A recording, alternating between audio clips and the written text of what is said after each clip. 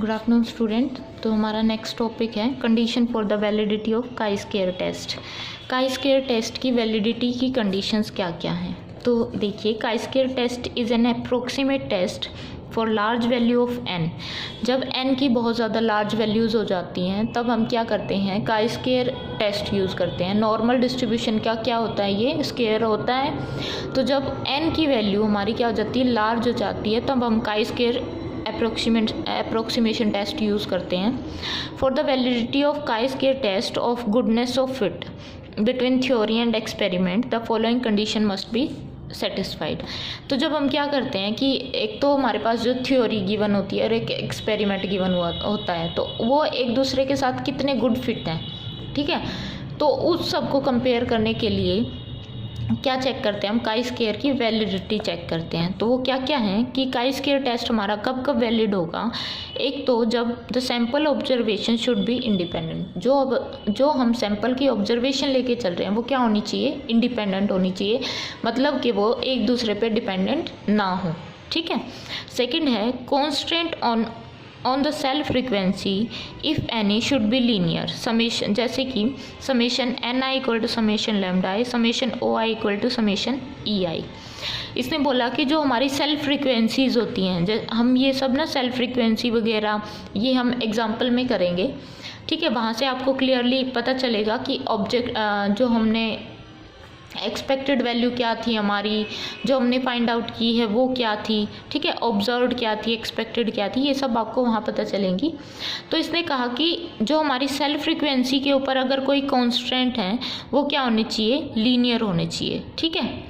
वो कॉम्प्लिकेटेड नहीं होनी चाहिए, लीनियर होनी चाहिए। जैसे कि अगर हमारी summation N I equal to क्या होना चाहिए, summation lambda I, summation O i मतलब ऑब्जर्व्ड फ्रीक्वेंसी क्या होनी चाहिए, एक्सपेक्टेड फ्रीक्वेंसी के इक्वल होनी चाहिए। थर्ड है कि n the total frequency should be reasonably large such that greater than 50, कि जो हमारी टोटल फ्रीक्वेंसी है वो लार्ज होनी चाहिए, जैसे कि वो ग्रेटर देन 50 हो, approximately greater than 50। Greater than 30 होता है तब हम क्या यूज़ करते हैं, नॉर्मल डिस्ट्रीब्यूशन, ठीक है। फोर्थ है no theoretical cell frequency should be less than 5, और जो कोई भी सेल फ्रीक्वेंसी हम लेके चल रहे हैं वो 5 से लेस नहीं होनी चाहिए, ठीक है। The chi square distribution is essentially a continuous distribution but it cannot maintain its character of continuity if cell frequency is less than 5। वो greater than 5 क्यों होनी चाहिए कि जो काई स्क्वायर डिस्ट्रीब्यूशन है वो हमारा एक continuous डिस्ट्रीब्यूशन है। अगर उसकी सेल फ्रीक्वेंसी लेस देन 5 रहेंगी तो उसकी जो कॉन्टीन्यूटी का जो कैरेक्टर है वो मेंटेन नहीं रहेगा, ठीक है। तो वो मेंटेन रखने के लिए हमारी जो सेल फ्रीक्वेंसी है उसकी हमारी जो सेल की फ्रीक्वेंसी है वो लेस देन 5 नहीं होनी चाहिए, वो ग्रेटर देन 5 होनी चाहिए। If any theoretical cell frequency is less than 5 then for the application of chi-square test it is pooled with the preceding or succeeding frequency so that the pooled frequency is more than 5 and finally adjusted for the degree of freedom lost in the pooling। In case अगर कई बार क्या होता है कि जैसे हमारी जो cell frequency है वो लेस देन 5 है, तो उसको हम ग्रेटर देन 5 बनाने के लिए क्या करते हैं, उसकी जो प्रीसीडिंग या सक्सीडिंग फ्रीक्वेंसी है उसके साथ पूल कर देते हैं, ठीक है, उसमें ऐड ऑन कर देते हैं। तो जो पूल्ड फ्रीक्वेंसी आएगी वो ग्रेटर देन 5 हो जाती है, ठीक है। और जो हमारी डिग्री ऑफ फ्रीडम है वो क्या हो जाती है, एडजस्ट हो जाती है, जो कि लॉस्ट होगी पूलिंग में, ठीक है। तो वो माइनस हो जाएगी, उसमें से 1 डिग्री ऑफ फ्रीडम और कम हो जाएगी। थर्ड देखो, it may be noted that chi square test depend only on the set of observed and expected frequency and on degree of freedom. जो हमारा काई स्क्वायर टेस्ट है वो सिर्फ और सिर्फ किस पे डिपेंड करता है, एक तो ऑब्जर्व्ड फ्रीक्वेंसी पे, एक एक्सपेक्टेड फ्रीक्वेंसी पे, एक किस पे डिपेंड करता है, number of degree of freedom, ठीक है। It does not make any assumptions regarding the parent population from which the observation are taken। तो जो काई स्क्वायर टेस्ट है वो पेरेंट पॉपुलेशन पर डिपेंड नहीं करता, वो पेरेंट पॉपुलेशन के रिगार्डिंग कोई भी अजम्पशंस नहीं देता कि कहाँ से हमने ऑब्जर्वेशन है वो कलेक्ट की है, उनकी पेरेंट पॉपुलेशन क्या थी, इन सब के बारे में काई स्क्वायर क्या करता है, क्या ध्यान नहीं देता। ठीक है। सेकेंडली देखिए, since chi square defined in 15.8 does not involve any population parameter. तो जो हमने काई स्क्वायर का वो निकाला था PDF, उसमें क्या था कि उसमें कोई भी पॉपुलेशन का पैरामीटर इन्वॉल्व नहीं था। ठीक है। It is termed as static and the test is known as non parametric test और डिस्ट्रीब्यूशन फ्री टेस्ट। तो काई स्क्वायर टेस्ट में कोई भी पॉपुलेशन पैरामीटर्स नहीं थे। पॉपुलेशन पैरामीटर्स को हम क्या बोलते हैं, स्टैटिक बोलते हैं। ठीक है। स्टैटिक आपने प्रीवियस में भी पढ़ा होगा कि स्टैटिक क्या होते हैं, पैरामीटर पॉपुलेशन पैरामीटर्स क्या होते हैं। तो यहाँ पे कोई भी पॉपुलेशन पैरामीटर नहीं होता, तो इस वजह से इस टेस्ट को क्या बोलते हैं हम, नॉन पैरामीट्रिक टेस्ट या फिर डिस्ट्रीब्यूशन फ्री टेस्ट। ठीक है। फोर्थ देखो, क्रिटिकल वैल्यूज़। जो chi square, let chi square alpha denote the value of chi square for n degree of freedom.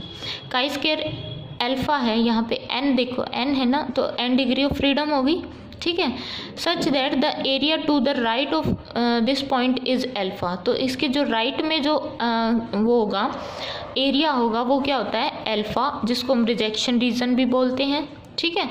तो हमारा जो probability of chi square greater than chi square alpha, वो किसके equal हो जाएगा, अल्फा के, जो हमारा रिजेक्शन रीजन होता है।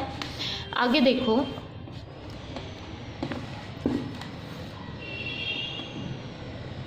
एक मिनट रुको।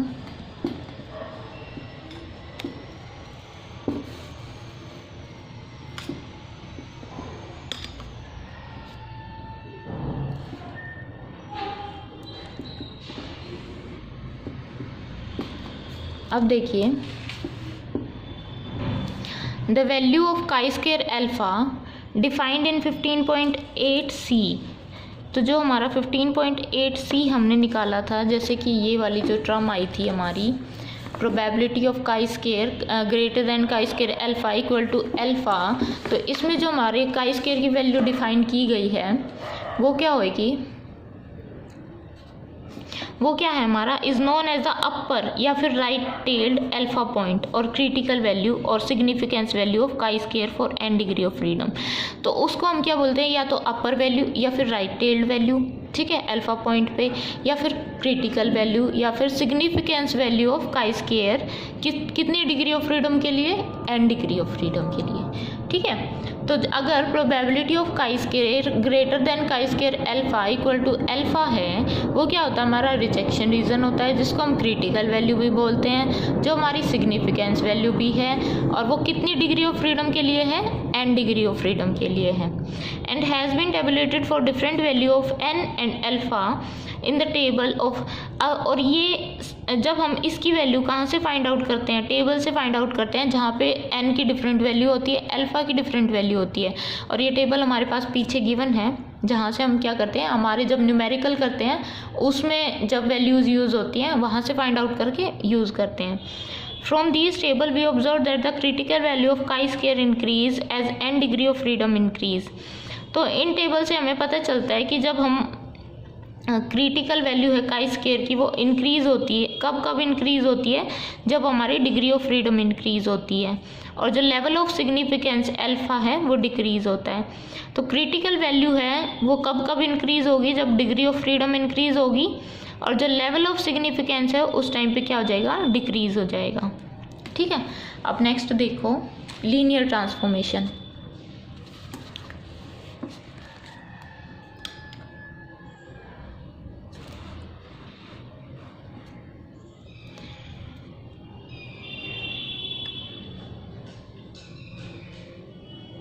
लीनियर ट्रांसफॉर्मेशन कैसे करते हैं हम, let us suppose that the given set of variable x dash x1 x2 xn is transformed to the new set of variable y dash which is equal to y1 y2 yn by means of linear transformation. हमने मान लिया कि हमारे पास एक set of variable given है जो x dash है, जो कहाँ से कहाँ तक है, x1 x2 xn से, उसको ट्रांसफॉर्म करना है कौन से सेट में, y डैश में, जो कहाँ से कहाँ तक लाई कर रहा है, y1 टू yn तक। और वो कैसे करना हमें, लीनियर ट्रांसफॉर्मेशन की हेल्प से।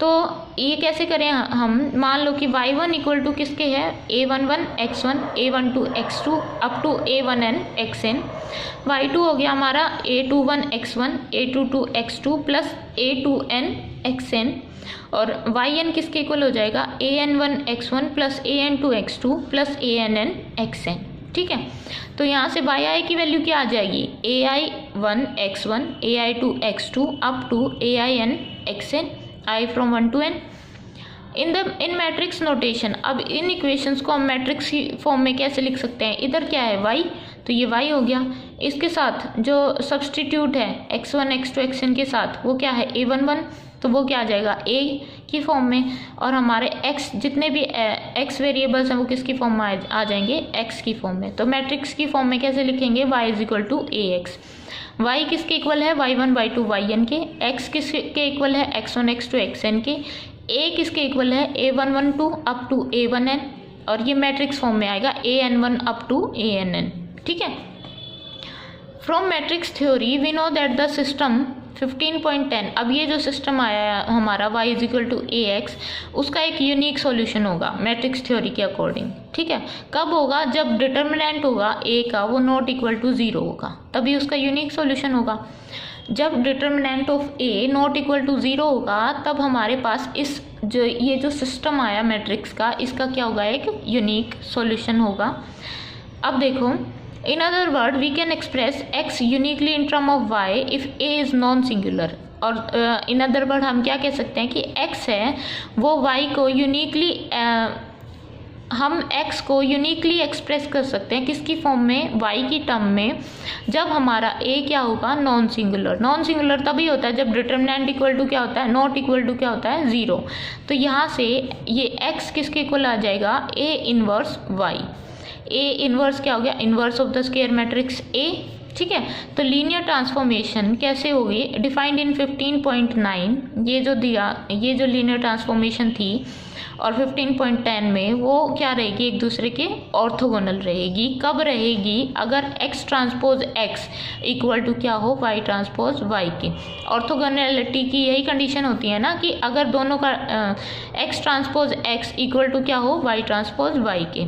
अब x transpose x equal to, अब हमारे पास क्या गिवन है, y की वैल्यू गिवन है, वो किसके इक्वल है, ax के। तो यहाँ पे हम y ट्रांसपोज की जगह क्या पुट कर देंगे, ax ट्रांसपोज, और y की जगह ax।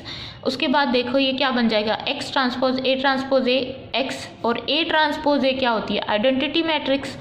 तो a क्या है, ऑर्थोगोनल मैट्रिक्स होगी, इनसे क्या बन गया हमारे पास, आइडेंटिटी। मोर इलेबोरेटली हम क्या कह सकते हैं कि x ट्रांसपोज x किसके इक्वल आ गया, ये आइडेंटिटी हो गई, तो ये किसके इक्वल हो गया, x ट्रांसपोज x के ही, वो किसके था, y ट्रांसपोज y। तो ये दोनों क्या आ गए, इक्वल आ गए, मतलब कि क्या हो गया, ये दोनों क्या हो गए, ऑर्थोगोनल हो गए। ठीक है, तो summation x i square equal to summation y i square equal to क्या हो जाएगा, summation ai1 x1 ai2 x2 up to ain xn का होल स्क्वायर। ठीक है, for every set of variable x1 x2 xn।